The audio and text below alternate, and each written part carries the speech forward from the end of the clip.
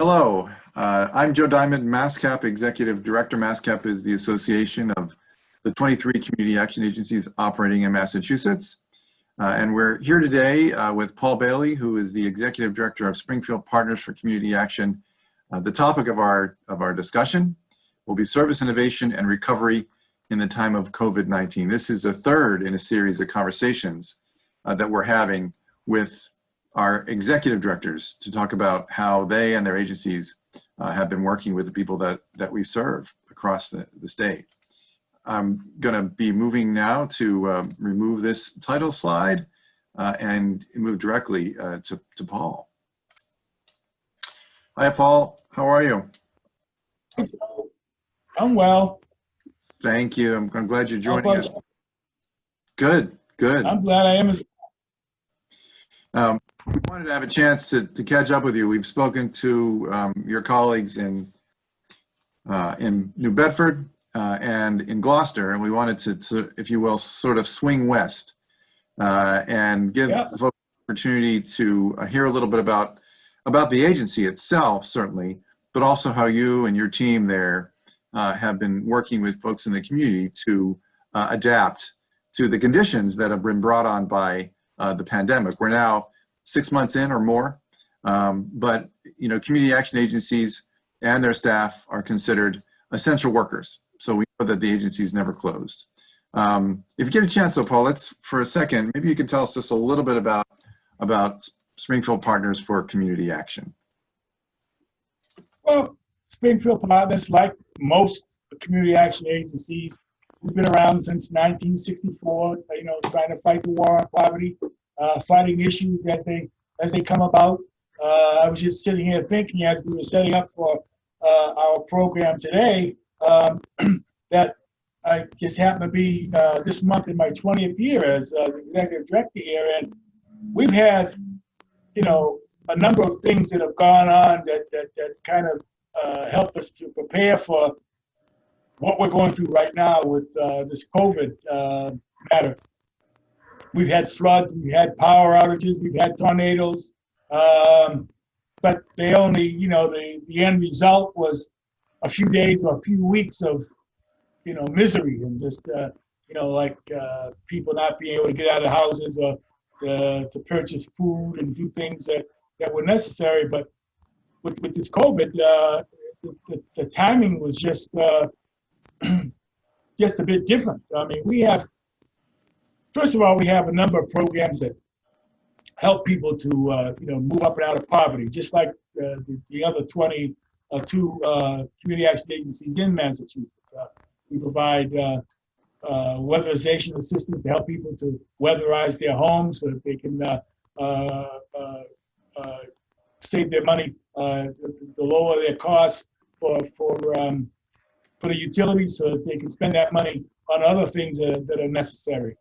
We have a volunteer income tax assistance program where we help people to file their taxes each year, and to help people to not have to go through the burden of paying to have their taxes prepared, and also to ensure that they maximize their tax issue and able to get more back in money in their pockets to be able to do things they need to do. And we provide financial literacy, credit counseling. We have a veterans program where we help veterans get through their life, get through their daily lives. So we're much like most community action agencies in Massachusetts in that respect. But like I started to say earlier, this COVID matter has really it's kind of changed things because it's an ongoing process. We prior we helped people, and it seemed to get people on track and moving forward. Now, I mean, COVID is lasting. Folks are not getting back to their employment. Folks that there's all kind of residual effect that's going on with this matter. So we're trying every day. We're looking to to make adjustments so we can continue to help people. Our theory early before COVID was to teach a person, more or less to teach a person to fish, as opposed to handing out, a lot of Band-Aids, to stop eating. And with COVID, we do some of that now with our financial literacy, our credit counseling, and things like that. But it's not stopping the bleeding. Right. It's on. It continues on, and we have to. So we have to continue to adjust to make sure that we're helping people. I mean, we're providing food assistance to folks because the cost of food is ever increasing, and folks don't have that. They had employment, now they don't. They need help. We're helping with folks that have problems paying their rent or their mortgage because of COVID. Folks have had to use their money for other things, and if they're not working, they're not getting anything, so they can't pay their mortgage or pay their rent. So we're helping with that are delinquent in those areas. We're helping people with delinquent utility bills. We're helping folks that end up with broken hot water heaters, things like that continue to happen, but people don't have the money to pay for it. So we set aside some money to help folks in that area. So those are the kind of things we're doing. If we see something else that happens to be, coming about, and we'll try to help folks in any way that we can. If as long as it's not, obviously we don't have, thousands and thousands of dollars to assist with, but we're able to assist. We're able to assist. Paul, you make some really interesting points. As a matter of fact, I do want to congratulate you on 20 years. I'm not going to say that it seems like yesterday, but it doesn't seem like it's been 20 years. Congratulations. 20 years on the 8th. Thank you, Joe. Thank you.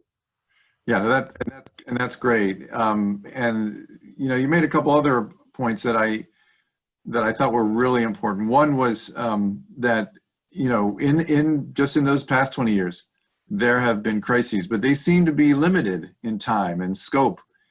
But the agency, like all community action agencies, have you adjusted and you helped folks weather the storm, if you will, and then sort of get back to sort of a relatively normal approach to addressing needs. But now you're right, the needs of the folks that we all serve are compounded, and the people who were vulnerable before are more so. And then there are probably even more people who might be seeking your services. You mentioned some of the things that you're needing to address to help people with that relate to the fact that income isn't coming in anymore, or it's been reduced. There are needs now related to covering those costs and those needs. And then we know down the road that when the rental eviction moratorium is lifted, ultimately, that there'll be more people in need, because they're going to need to balance covering their rent.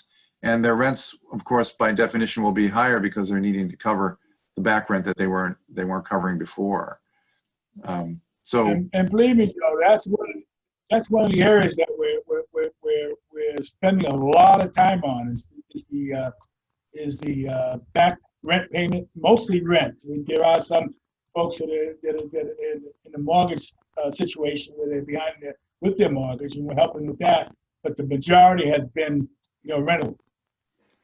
Yeah, and we're hearing that that's a challenge. And then to the extent that federal relief for folks is ceasing or has ceased, that compounds the matter.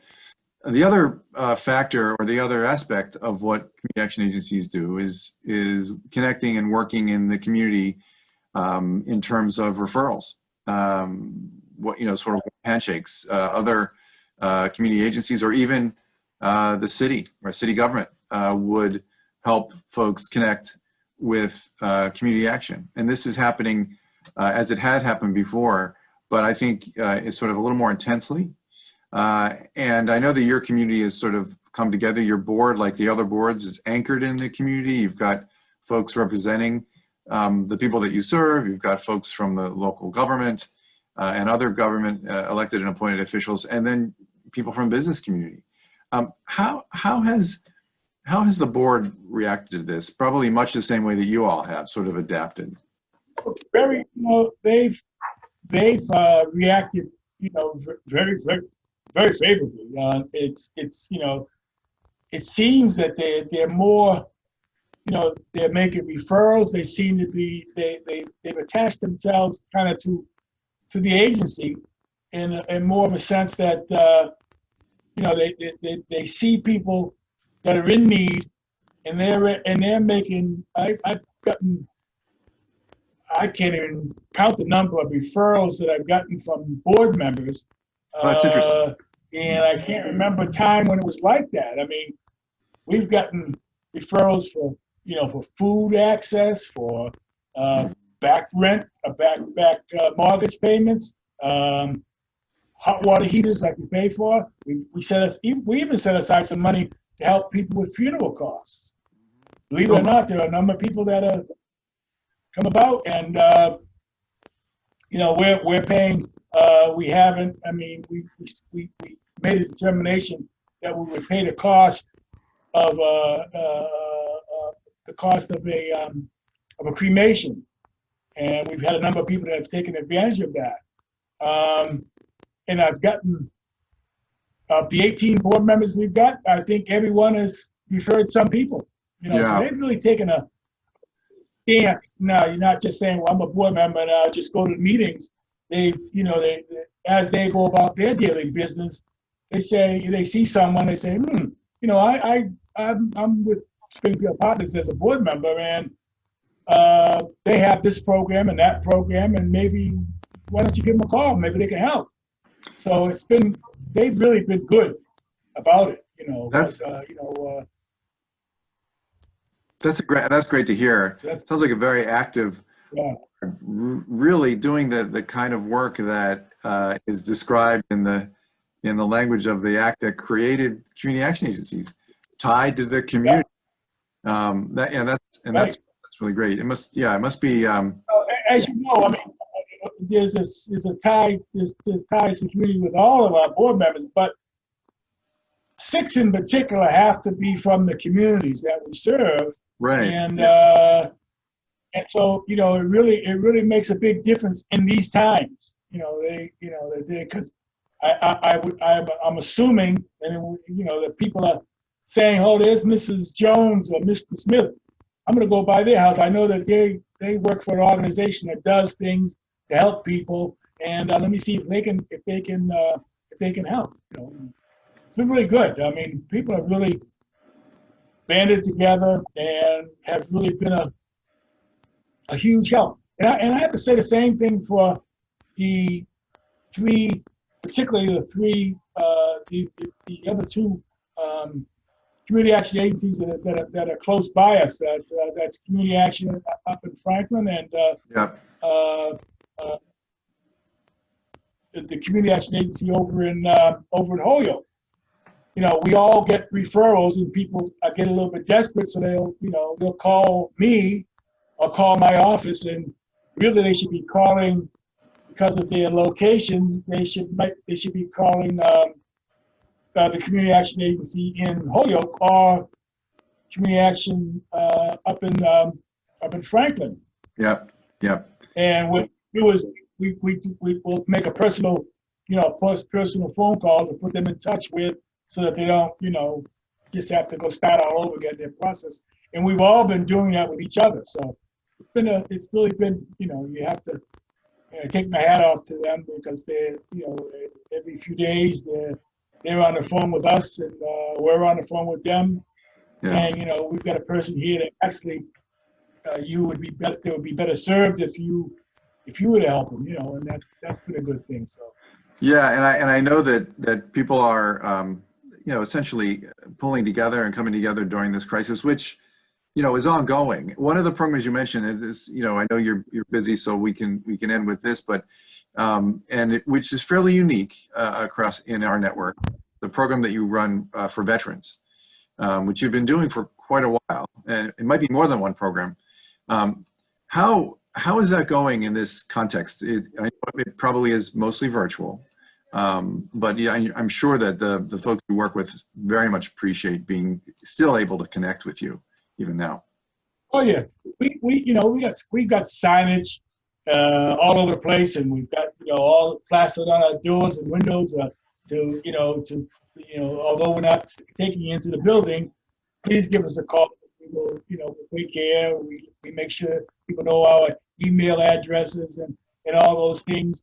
But with the veterans specifically, we're able to serve. We're working. There's been a huge connectivity, a connection with all of the veteran service officers throughout the area, because our program, we try to serve folks throughout Hampton County, and there are a number of veterans organizations throughout that didn't have the same good fortune that we had to be able to have and be able to use some of our CSPG funds, where they were limited to whatever funds that are received from the state to continue to help the veterans. We did have a few extra dollars. So when we purchased our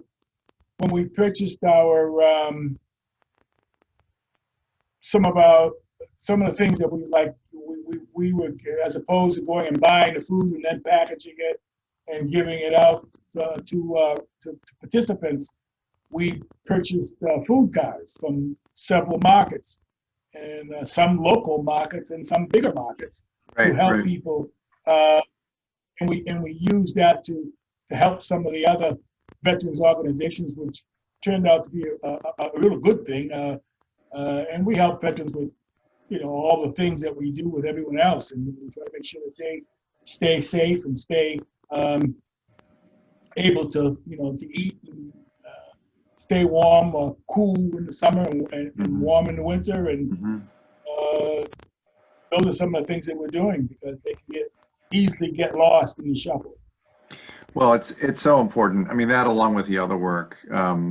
So I just wanted to thank you for your time today. And I'm sure we'll be talking to you again at one of our meetings. But keep up the good work, and anytime at all, anytime that we can say a few things or be of assistance or do what we can do to make things work better, I'm for it.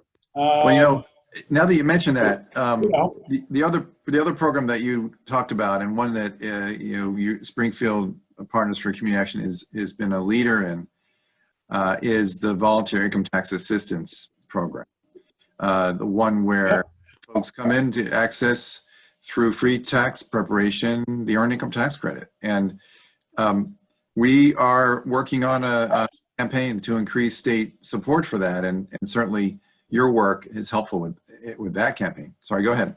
I'm glad you mentioned that, Joe, because when we had to shut down early on, when they said clear out your offices and everybody stay home and things like that, my volunteer income tax assistance staff, 2 people, continued working, and were able to we were able to come very close to meeting our goal of income tax preparation. So it didn't lose much. We wish we could have done more, but it still turned out a big help. People were cooperative, and we were able to get people's taxes done, although we had to stop them at the door, and they would put their papers into the slot, and we take it from there and do the taxes and put it back. So but once again, it's innovation. You gotta figure things out, and figure out a way to do it, but you just keep doing the same thing, Well, what's so gratifying about that particular program is that we've been able to help people who worked last year. They might not, before the tax season ended, but then they might have lost their jobs in the last few months. And so being Yeah. able to access up to $6,000, $7,000 in the earned income tax credit, other tax credits is so beneficial. That, along with folks Yeah. who hadn't filed, but now if they do file, they're able to get directly some of the COVID relief. And so folks Yeah. in the situation were coming to the tax sites. And I know that you serve so many that the earned income tax credit and, supported by volunteer income tax assistance sites become so important in the context of this pandemic and the economic effects of it. So, yeah, so like I said, you sort of were one of the starting more than 15 years ago, this program. And the rest of our agencies sort of, joined in after that. Yeah. So Paul, thanks a lot for your time today. I appreciate it. Went a little longer than we thought, but I got to tell you, we probably could go for another 20 minutes talking about community. Oh yeah, no problem at all. I really appreciate Joe, and anytime that I can lend a word or two, a voice to the issue, to the matters, call on me. Thank you, You got Joseph. it. Thanks a lot, Paul. Take care. You're welcome, Joe.